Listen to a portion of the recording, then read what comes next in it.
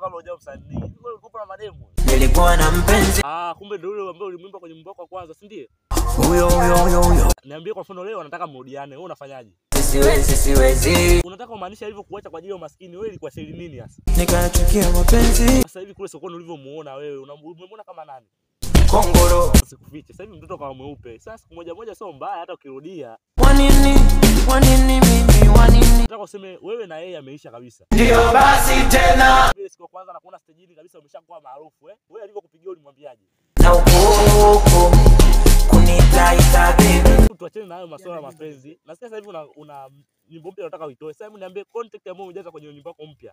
Ni content ya aina gani?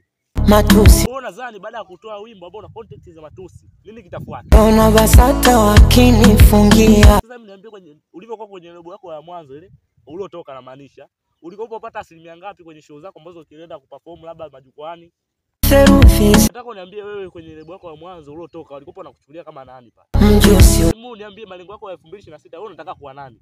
Mlevi. Sasa unataka uzingue. Sasa wewe unataka uwe mlevi kwa sababu gani? Yumbe njia. Kwa ukiwa mlevi unaonekana utakuwa unatumia sana Keivanti wewe. Unanijulia. Mimi lazima nikujulie, si niko muda mwingi na wewe. Sema angalia sasa 2026 ukiwa mlevi unaona sija kwa nini? Sasa wewe sasa hivi yani siku ikipita bila hujatumia pombe, wewe nini kinakutokea?